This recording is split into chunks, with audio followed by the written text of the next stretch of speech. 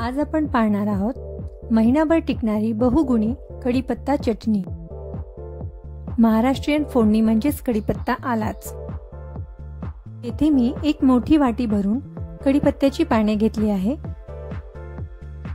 पाने स्वच्छ धुवून कोरडी करून घेतली आहे।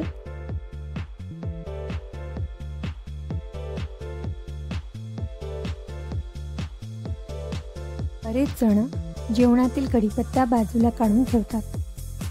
हीच कढीपत्त्याची पाने चटणीच्या स्वरूपात दिली तर आवडीने खातात। त्यासाठी साहित्य लागणार आहे 7 ते 8 लाल सुकी मिरची, 10 ते 15 लसूण पाकळ्या, अर्धी वाटी फुटाणा डाळ, अर्धी वाटी तीळ, 4 टेबलस्पून धने, 1 टेबलस्पून जिरेपूड, आमचूर पावडर आणि चवीनुसार मीठ।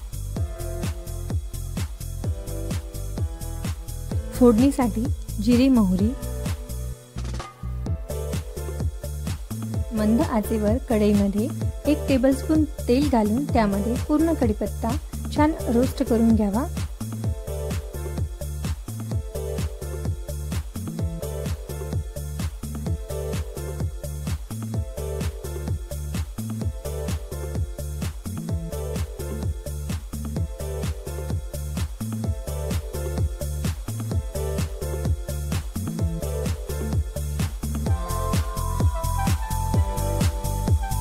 रोस्ट झाली की कढीपत्त्याच्या पाण्याचा चुरा होतो, हाताच्या साहाय्याने आपण पाहू शकतो।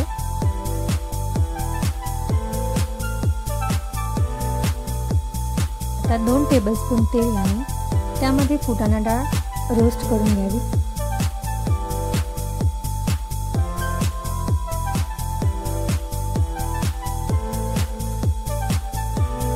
उरलेल्या 1 टेबलस्पून तेलामध्ये तीळ घालून रोस्ट करून घ्यावे।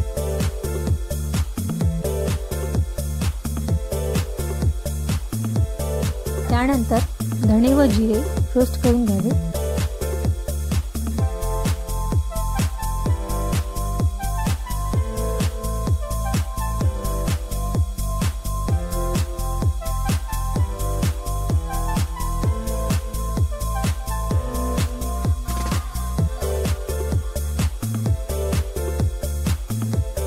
सोबतच 1 टेबलस्पून तेल घालून त्यामध्ये लाल सुकी मिरची, लसूण पाकळी, कोथिंबीर रोस्ट करून घ्या।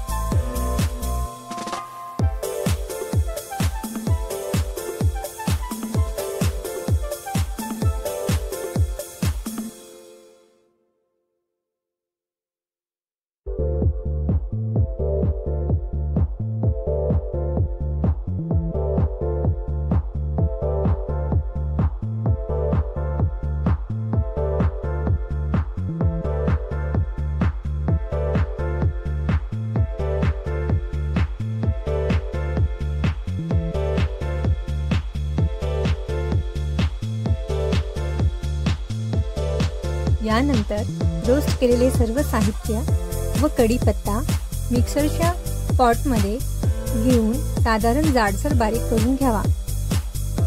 सोबतच जिरेपूड, आमचूर पावडर व चवीपुरते मीठ घालावे।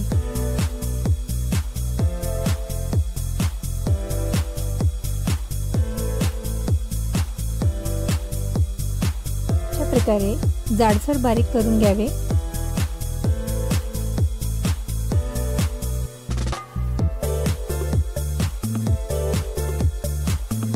इथे मी जिरी मोहरी घालून हलकेसे रोस्ट करून घेतले आहे, जेणेकरून राहिलेले मॉइश्चर निघून जाईल।